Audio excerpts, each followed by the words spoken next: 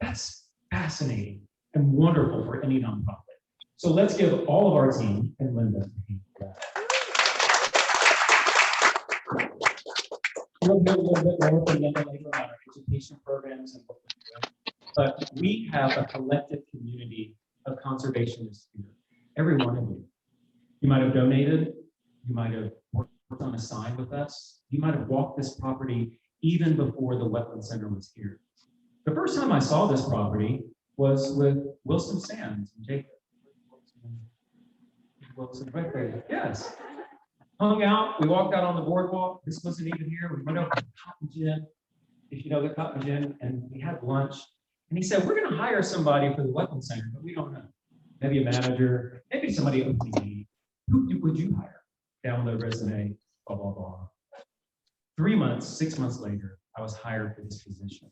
I had no idea that actually real life stewardship can come to life here.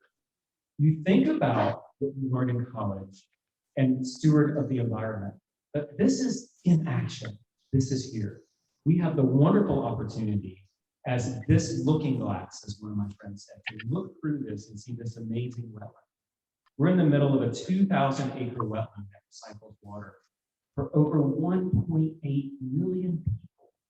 This wetland was designed for a 10-year lifespan before a new reservoir was built. It will have a 60 to 70-year lifespan. It did exactly what it was designed to do. So my hat's off to the North Texas Municipal Water District. Please give them a round of applause. Because we bring you here in Wetland. And also the Rosewood Corporation are one of our other founding partners. Really believe in the mission of ways that I didn't even see at the time. Their history of conservation with oil and gas and on ranches, and Bunker's history that you'll hear about today is really what our foundation is built off of. But we're about to springboard off of that into a brand new facility in the works for over 6 years. So it's wonderful for this opportunity today.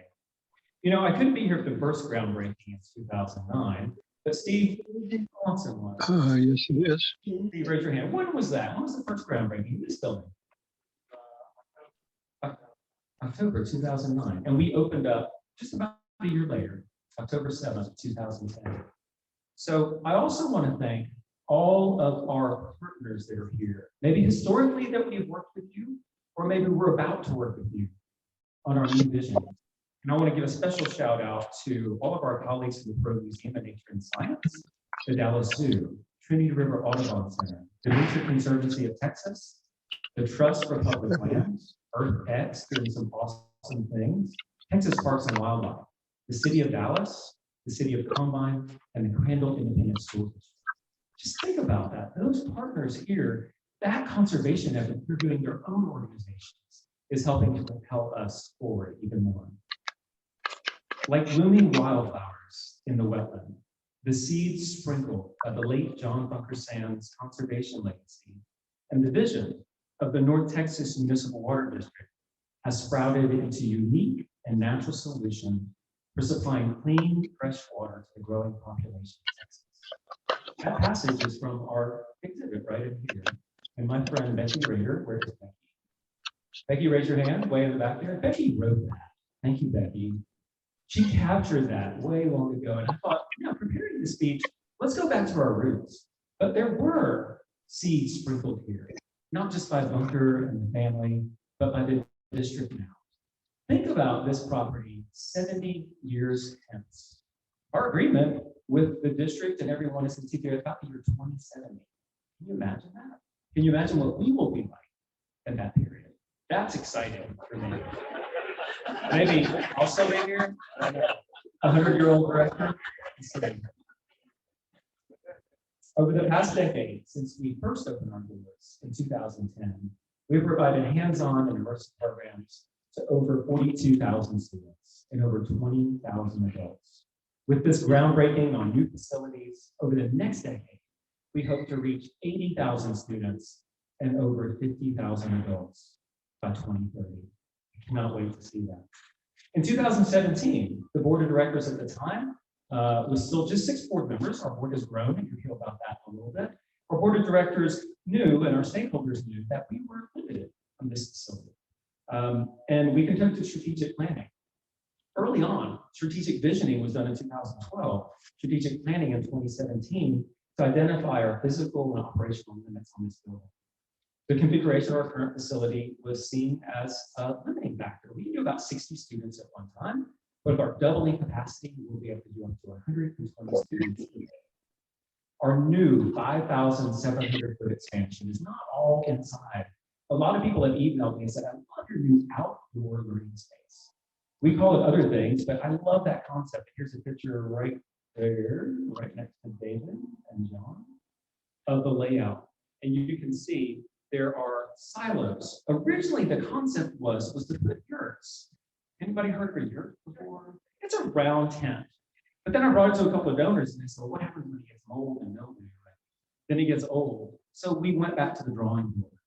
So why not mimic the property that is already here and where it sits light on the land? We have 2 new classrooms, both silos, 30 feet round each. David Key Sands classroom, donated from David Key Sands, John Bunker Sands' brother. And then Steve C classroom. Steve was a really close friend of the family. You might hear about that a little bit. And their foundation donated to that classroom. A restroom in the very back, another silo in the storage space, and a beautiful terrace, the green wing teal terrace, donated by Ken and Sherilyn Mendel. So thank them very much.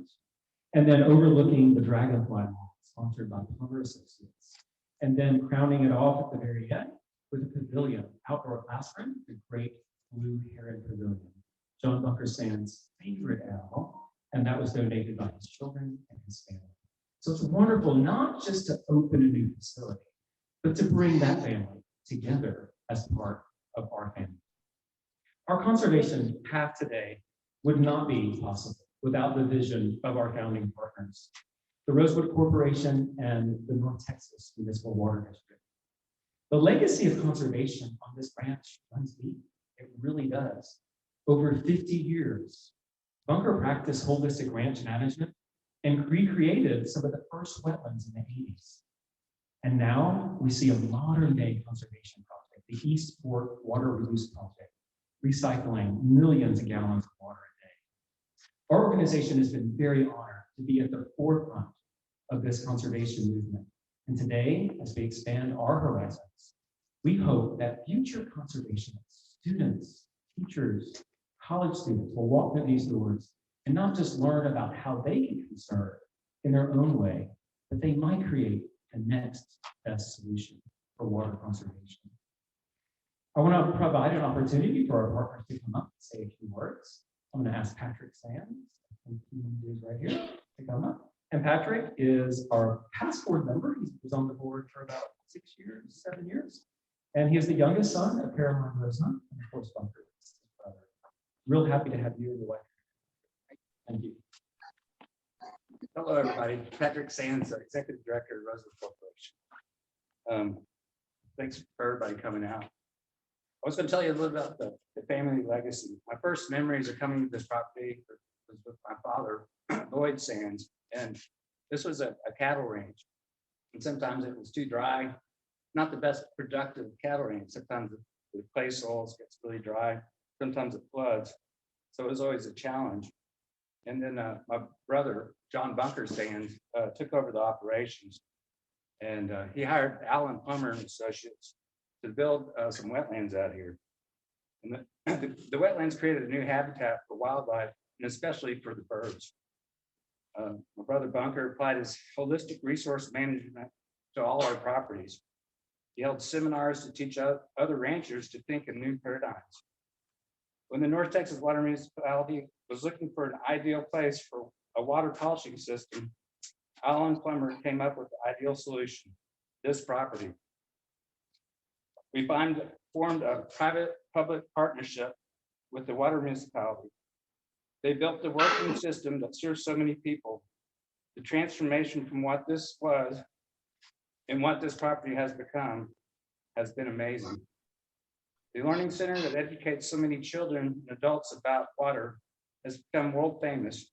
You can come here and witness nature at its best in the midst of an urban environment. The John Bunker Sands wetlands have become a legacy for all to enjoy. Thank you.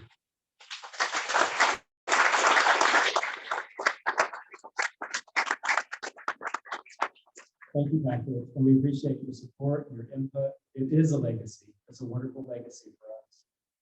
I'd like to introduce now John Didminsky. He's the president of the Rosewood Corporation. He was here in the beginning. He was not only influential in getting this project started and the coordination, but he's been a diehard advocate for wetlands and the conservation that we're doing here on the project. John? Thank you, John. Thanks, Patrick. That was a great history of the family's involvement out here.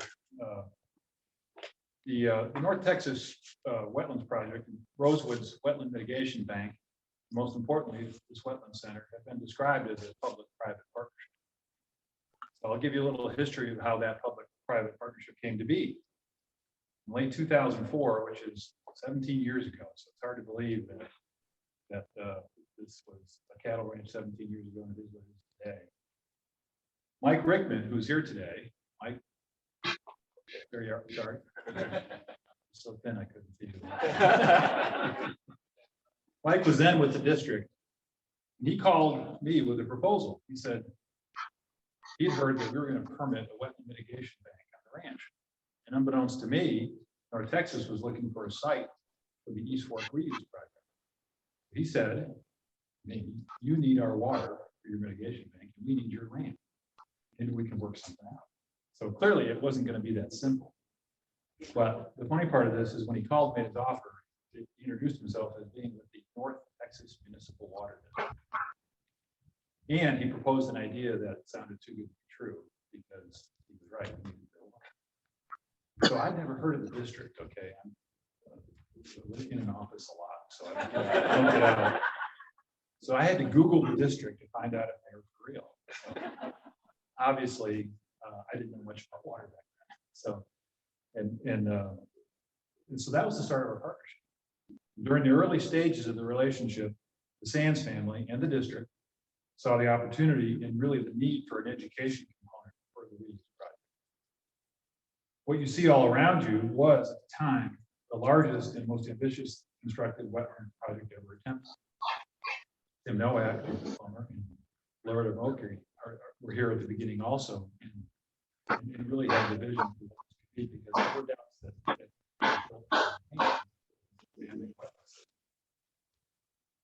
the other thing was the reuse source for water, for drinking water, was not generally understood by the public. I'm sure Mike remembers some of the comments people made about reuse as a source of drinking water. Imagine that. I won't go any farther than that. So the family and the district saw a unique opportunity to teach our youth about the importance of water conservation and reuse in wildlife ecosystems. So we started plans for the John Bunker Sands Wetland Center version 1.0, as John likes to use buildings around here. He's got a curve with Microsoft after this with data software. While North Texas was permitting and building the wetlands, Rosewood was permitting our wetland mitigation bank just across the river. The result of both of these projects is what you see on each side of the river today. But the biggest result was that you have a permanent change to an existing cattle ranch. And Patrick described the ranch as it was when he was growing up, and in my first year with Rosewood, I did come out here, and it was a flat, dry, sculpted to drain cattle ranch, and it was not its natural habitat. Now it's restored to almost its natural habitat. It was in the process of being restored to its natural habitat, and consequently, you've got a permanent protection of thousands of acres of raw land that wouldn't otherwise have been protected. And as Dallas grows, this becomes a wetland refuge in an urban jungle. I mean, this is going to be, imagine John said 2070, this will be fairly urban out here. And this will be what it is always. Rosewood and the family have a mission and vision of sustainability in our businesses and our projects. Seeing the growth of the Bunker Sands Wetland Center from an idea on a drawing board to the vibrant organization it is today makes the family and all the employees of Rosewood very proud. So John, good luck with John Bunker Sands version 2.0. You're off to a great start. I'm sure it's going to be successful.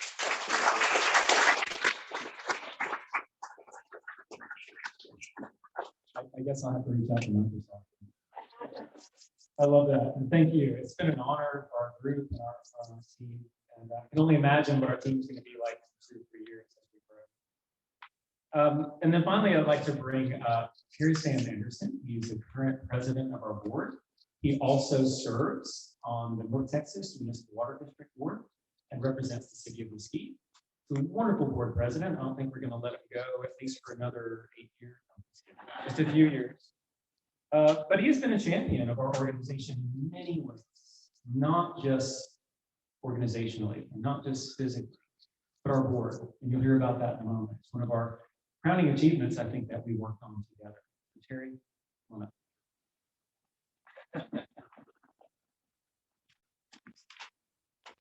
Thank you, John. As always, you still our first line, no matter what.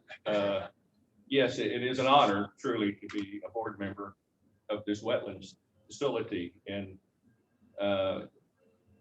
president is one of those things that come along. Wilson did a great job being president and looked at me and said, "You're next." And I said, "Okay, what's next?" So here we are. Today's groundbreaking event for this new education center is an exciting happening because of so many dedicated people, and a lot of you are in attendance today. Most importantly, we would not be here today if it wasn't for our board. Our board has expanded here because John had a vision for us to be able to expand this education center. So the board we have today, I want to recognize Wilson Sands. Hold your hand up. I know everybody's standing. Ken Mendel, back in the back. Haven Hendricks is not here with us today, but Haven is out. AJ Murray, Don Garden, Jamie Steinberg, and she's way in the back, and Suzanne Tuttle, and she's in the back also. Thank y'all very much for coming. We also have a special board member, Joe Farmer. Joe Farmer's been part of this organization as a representative from North Texas to sit on the board. I don't believe Joe's with us. Maybe he's watching this on TV. Joe's been instrumental in helping us to get to this point as a special member.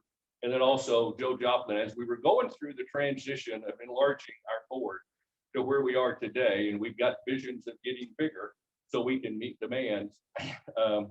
We passed through here from North Texas to serve on an independent board of the wetlands, which is important to represent both sides, and we do that and enjoy that. We wouldn't be able to accomplish what we've done without people like Billy George from North Texas Assistant Deputy. Billy's been with us through this process. He works closely with the wetlands help. He helped John and every challenge that comes along, and trust me, there's a lot of those. And we for sure wouldn't be here without a big thank you, Billy. And Billy, we appreciate that very much.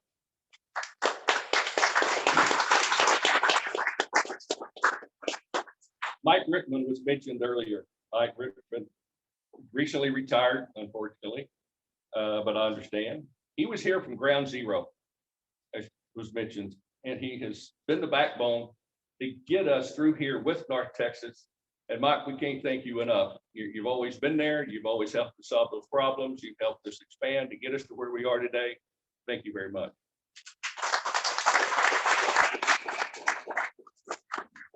Jenna Covington is here today as an assistant deputy from North Texas. We've got several board members. We've got John Cord as a board member. We've got Jack May as a board member. We've got our president of the board, Larry Parks. I don't see anyone else. If I missed you, I apologize. The partnership mentioned earlier between Rosewood and North Texas was accomplished with a vision of environmental education and wildlife observation. That was the mission that John Bunker Sands had. North Texas, obviously, needing a large-scale recycle wetlands project, as was mentioned, and a way to conserve water. This partnership would provide and meet the education, the requirement of opportunity, the research of opportunities, water conservation, wetlands management center, and the wildlife management. That was important to both North Texas and as a board member at North Texas and as a board member here. That is very important to all of us for our future. So that mission was fulfilled. And so the dream that John Bunker Sands had, was able to happen, but it wouldn't have never really happened as we got to these last 10 years if it hadn't been for this fellow standing right here. You know, I can't say enough, the drive, the vision, the dedication, never give up attitude. That's why we are here. That's why we are who we are. That's why we've made it 10 years, a fast 10 years. And that's why, you know, throughout the process that we've gone through of meeting and figuring out what we needed, what we could gather up and get the people to support us. John's done that through the design challenges, the price increases, all the unknown regulations that come down the line to us. It's a challenge, but you met those challenges, you made those commitments, and you've been able for us to fulfill our mission. We thank you for that, John. Thank you. Our accomplishments.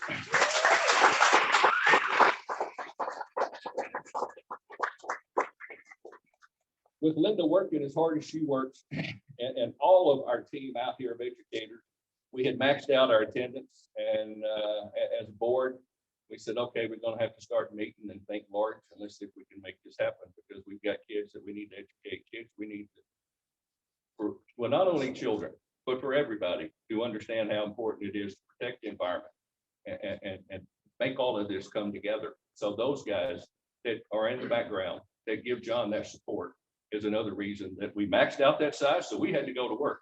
So here we are. We've got that opportunity.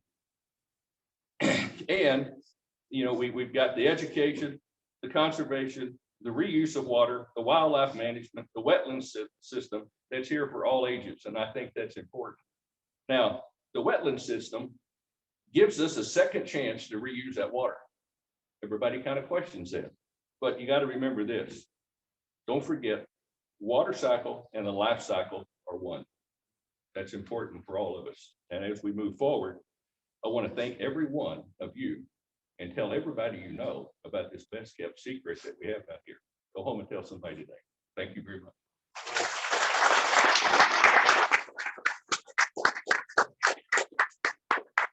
Well, that's powerful, Terry. The water cycle and the life cycle are one. It truly is. Water is life. How many of you, is this your first time out here? I know there were a few people. So as you drove in, you saw the majority of the wetland. We're just looking over the southern 800 acres. It's roughly 2,000 acres large. And every day, 90 million gallons of water on average is pumped into this wetland. It flows naturally by gravity through wetland cells that were designed specifically with over 20 different species of native plants that pull out nitrate, phosphate, and ammonia that were left behind from the wastewater treatment process. It cleanses up to 90 million gallons of water today. It takes 7 to 10 days. When it enters this southern section, the water is actually flowing from east to west across this boardwalk. This is accessible to the public. You can walk out on the boardwalk and trails, which are levees. And then the water eventually ends up in front of that building, a mile away. That's the conveyance pump station. Inside that building, there are 5 3,000 horsepower engines that pump this water 43 miles underground, and it returns to the reservoir of origin, which is the Long Lake. So it's supplying right now up to 20% of the total water use for those 1.8 million people I mentioned earlier. That's fascinating still to me to this day. So give them another round of applause for that vision and that moving forward. It's huge. You know, the population of Dallas County and the surrounding counties here in North Texas and the suburbs is approximately 5 million people. I'm probably off on that because I didn't check the latest census, but it's projected to double to 10 million people by 2050. As the population grows, the need for sustainable water resources and wildlife habitat protection, I think John said that very well, will be surrounded by communities like that. It will increase substantially. It is important for us here and everyone in our metroplex to educate the youth about the importance of conservation literacy. Literally, where does my water come from? Why am I using it? Why is it important for me to leave water for wildlife or for otter, right? Through in-depth topics we study here through literacy on conservation, not just of water, but of wildlife and wetland systems themselves.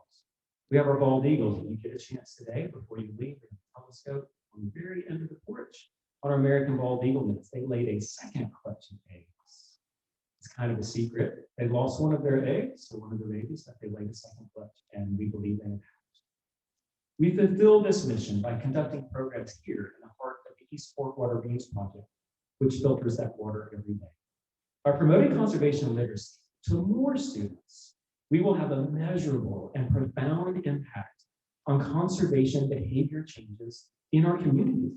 Hopefully, that will result in sustaining water resources and protecting habitat throughout the greater Trinity River watershed. None of this would be possible without our education team. So I want to recognize them right now. Our education team is phenomenal. You met Linda. Linda, come on. She's hiding in there. She's hiding. Linda Dunn, our education manager. She's been here for 9 years. 10 years. We have Edith Milkwood. Where's Edie at? Edie, raise your hand. Edie. She's been here for over 5 years. And then Stephanie Weber here is on cam with our live feed. She's back at the house, does a lot of tech. And then Carol Garrison, where's Carol at? Right there. And we have many past educators. Not a lot. We have about 400 employees that have worked here, which is phenomenal.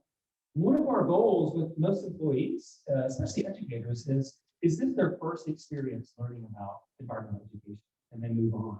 They might go to another career or become a teacher, but we couldn't do that without them. Linda's going to talk a little bit about the impact of our programs, not just what they've done, but what they're going to do. But she has quite a history herself. She's a little modest and shy. Well, shy maybe not, but modest yes. In 2019, Linda was the recipient of the Texas Commission on Environmental Quality's Environmental Excellence Award, and she won the Environmental Educator of the Year of the state of Texas. Give her a hand. That's huge.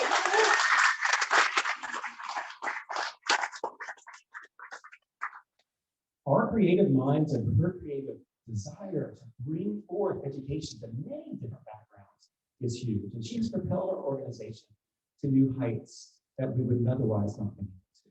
So Linda, come on. All right. I thank you all for coming today. I want to make sure that you really understand that our education programs are only a success because of two different groups of people. The first one, obviously, is our team. Our team has so many different backgrounds and skills and talents that we just kind of all mesh together.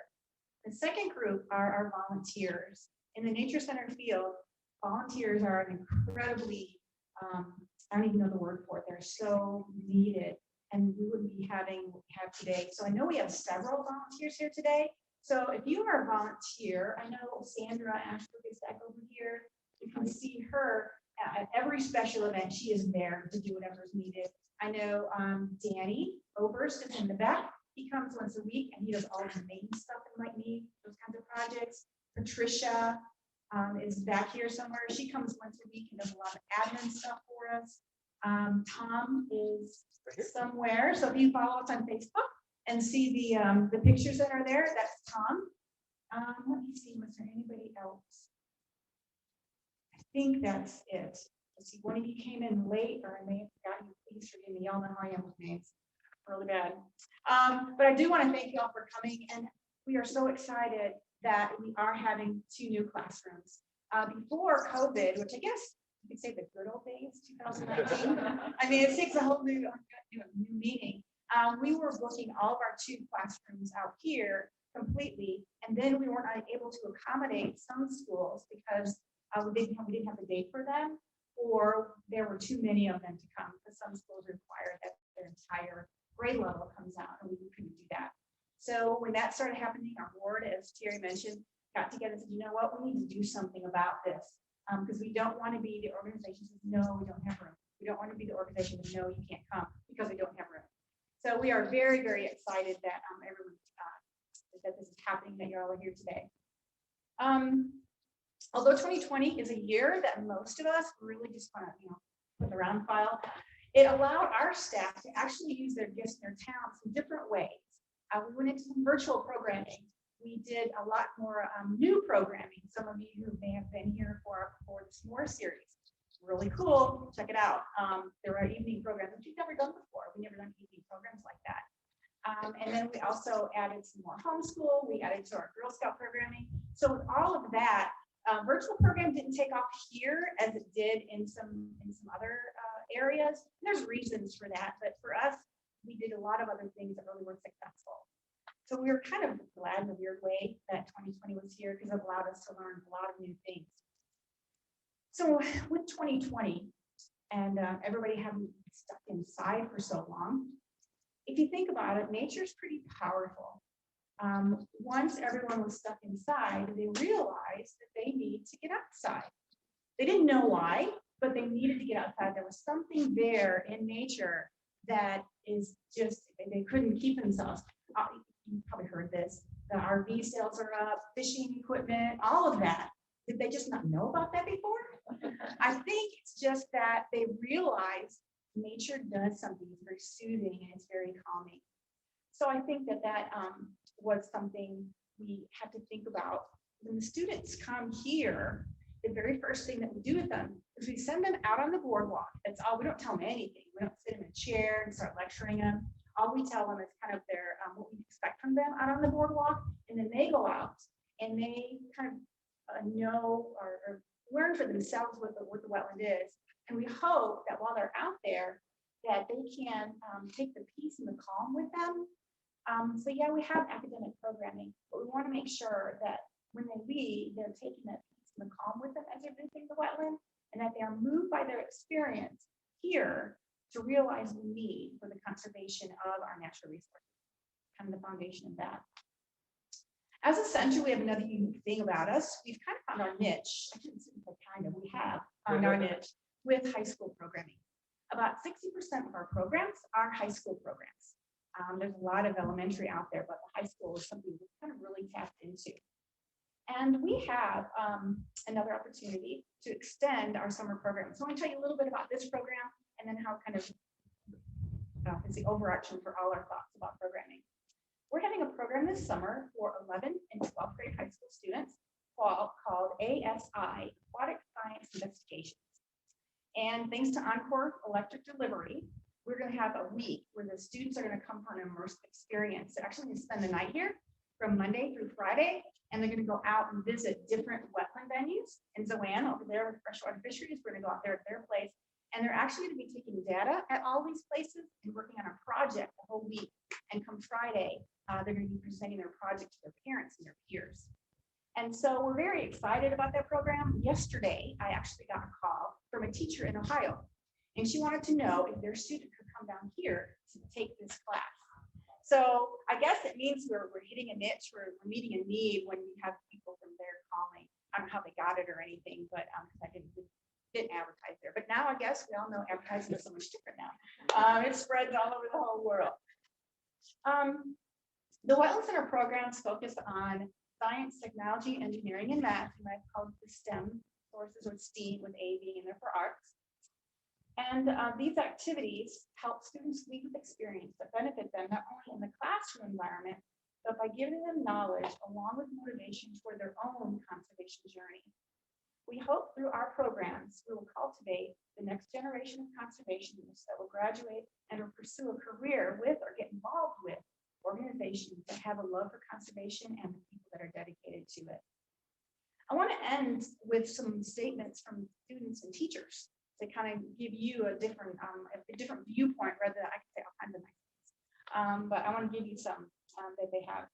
The first one's from a high school teacher. I want to extend a huge thanks to you and the staff at the Wetland Center. The content was engaging, taught at a high level, and covered many of the major components students need to know about wetland ecology and water quality testing. I certainly appreciate the insight of the instructors. They were able to challenge students' critical thinking skills while providing meaningful opportunities for students to explore and enrich their learning. Please pass along my thanks to Steve. That's a high school. This is another one from a high school student, teacher. Last year, one of our students, thanks to your team's teaching experience, got second in the state envirothon competition in aquatics. The team as a whole got third in the state. This is a teacher that comes every year to give training to students to compete in this environmental envirothon. Our place is where he comes to do the aquatics part, so we really appreciate that. From a student, thank you for expanding my knowledge on wetlands and how they clean the water. The cattail plant pollen was so cool. I got a bunch of beautiful pictures of plants and the ducks on the ground and in the trees just chilling. Thanks for all the fun. And this one, the last one, I think is very appropriate for today, especially with the experience that we all just had, kind of referring back to how powerful nature is. What I enjoyed most about the Wetland Center was going out and actually being in nature. We weren't looking at pictures, videos, or through a window at nature, but we were really in it. That's from a little girl named Anna, high school student. So I think once we have these other classrooms here, just expanding that, we're all so excited about that, to be able to do these kinds of things and have that much of an impact on the people that come here. So thank you all very much for coming out and supporting us today.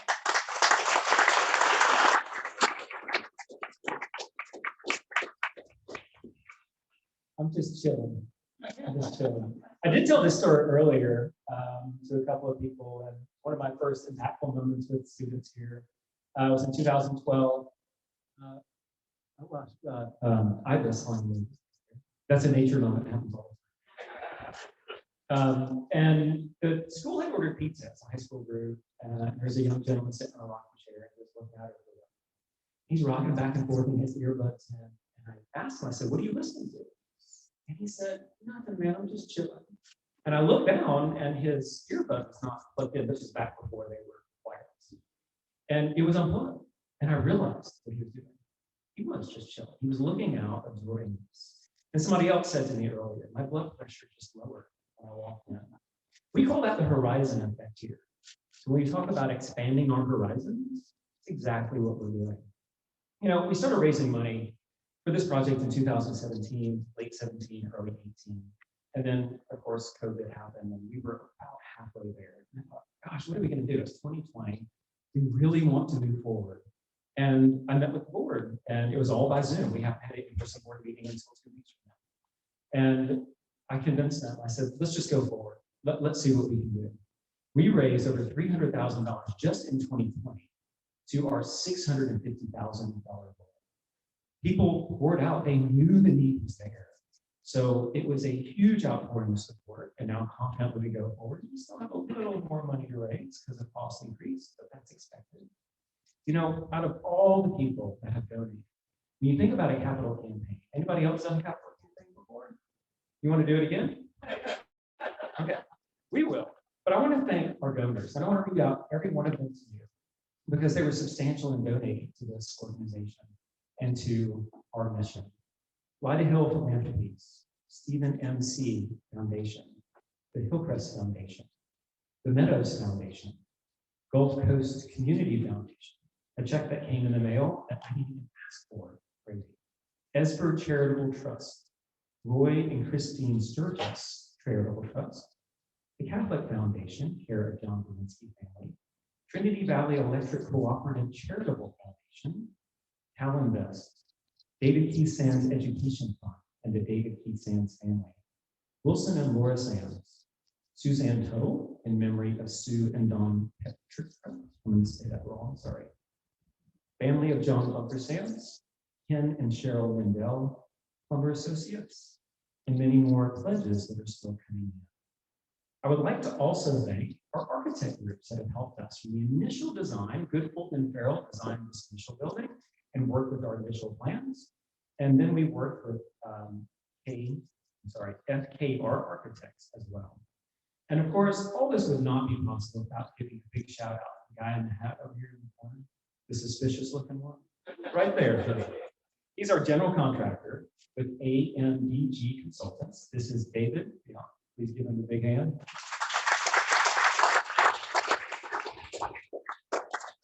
David, it's been a long road. He's been with us 3 years from the beginning. The initial bid that we got and the contractor that eventually got the bid this past summer. And not only has it been a road with him, but I want to thank you and your wife. Did your wife come today? She's not, okay. But I want to thank them here in front of everyone because they donated some of the costs in kind back to us because the cost went up and they knew that. So thank you so much for that. That means a lot. And they tell me construction is going to be complete in October.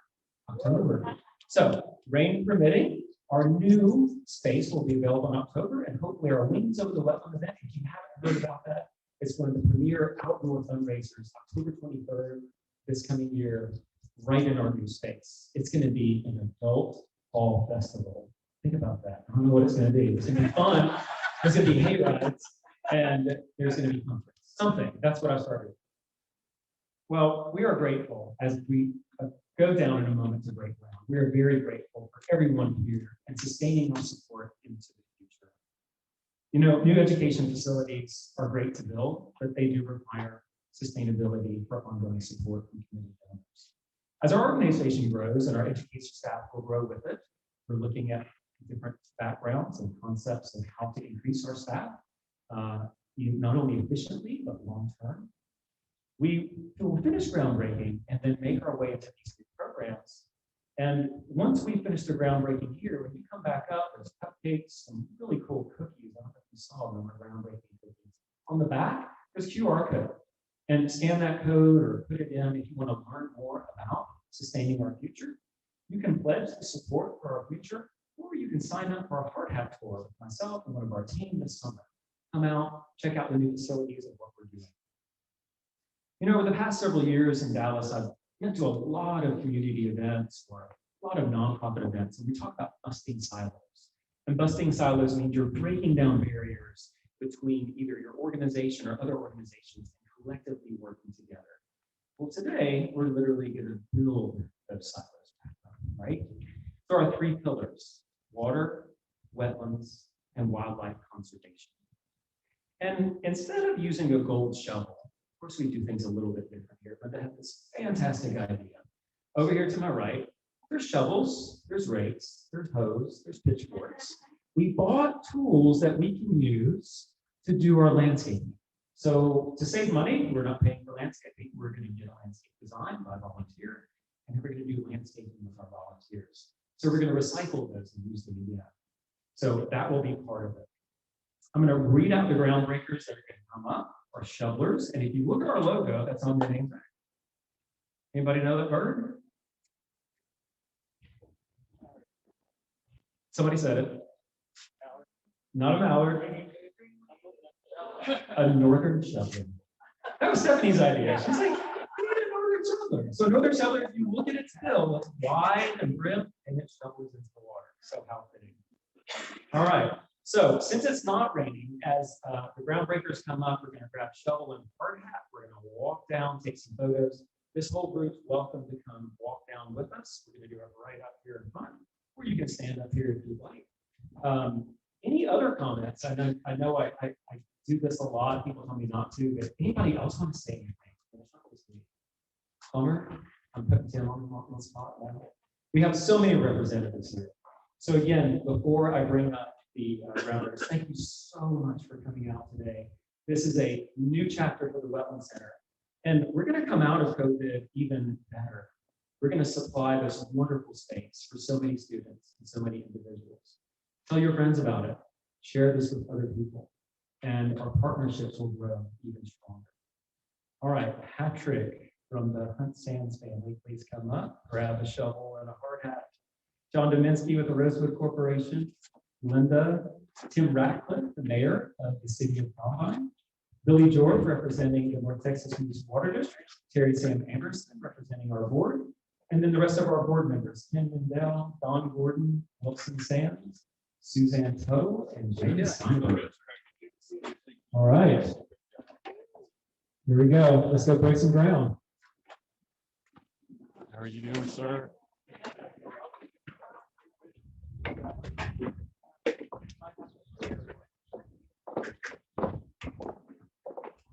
Make it through.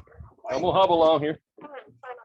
Try not to embarrass myself. Oh, you gonna wear your hard hat? I have one on my hat. They didn't have one fit this here. Oh, you're good. I purposely picked this break up that didn't have a hard hat. Oh, yeah. Tell us where we're supposed to stand here. Where do you want to?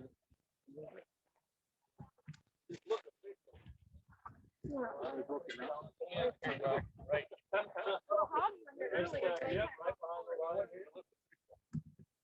Don, how are you, sir? Good.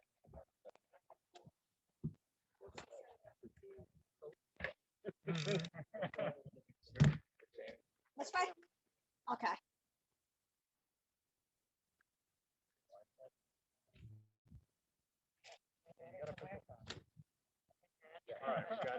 And then after we do it, then our whole team's gonna come up, all the educators, and then the volunteers, if the volunteers are out there, they can come up by that. Okay, it's not complicated, right? Let's break this ground for a brand new Wetland Center 2.0. 1, 2, 3. Let's do it one more time, right? You tell me, 1, 2, 3. All right, hold your shoulder up. Grab the stick.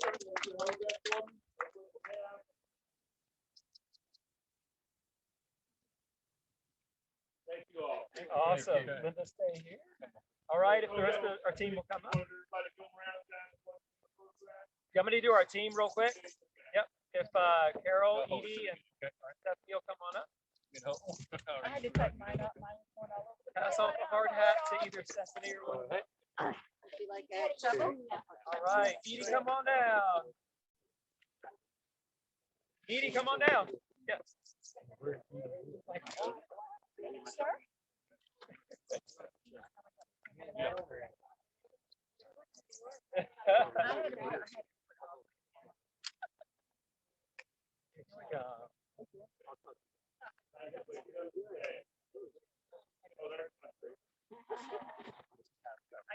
Oh, right. Ken, can we borrow your hard hat? Can we borrow your hard hat? A hard hat. Yes.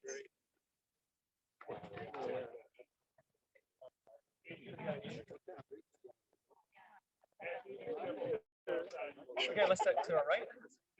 Oh.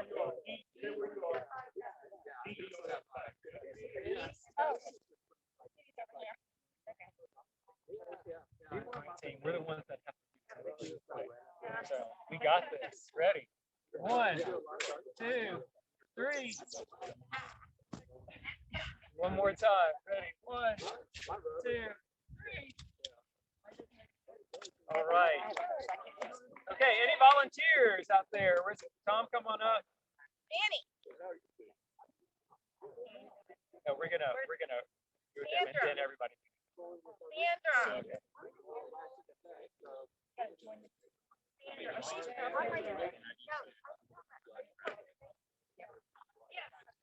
Oh, we need a couple more. We're gonna grab it. Yeah, we're gonna grab shovel. Yes. I'll grab the shovel real quick.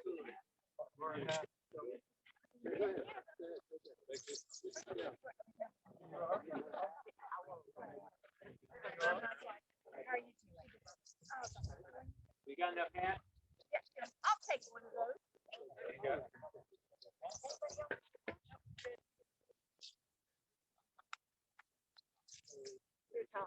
Oh, oh. Come on in, Kathy. We gotta give her all liking it like to play in the dirt. Wilski, if we borrow your hoe, I got a hoe. pass it to. Oh, you got it. Okay. I got a hoe. Awesome. Now I'm gonna be throwing it, you guys. Nobody else thought of that yet. All right, we couldn't do it without our volunteers either. We know they do that. Ready? 1, 2, 3. One more. 1, 2, 3. Thank you.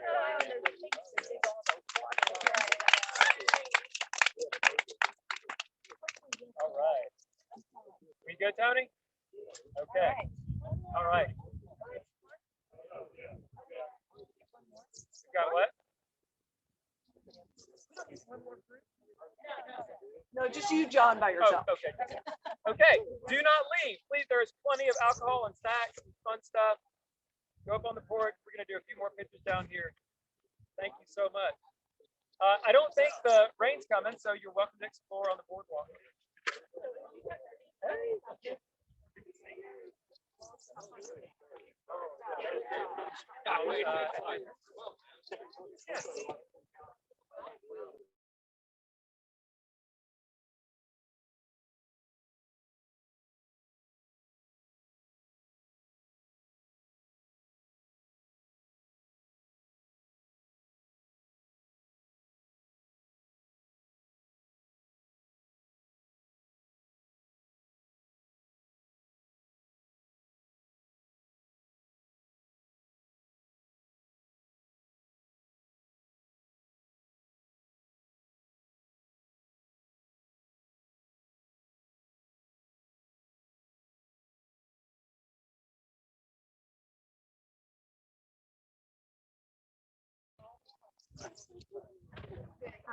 Go ahead.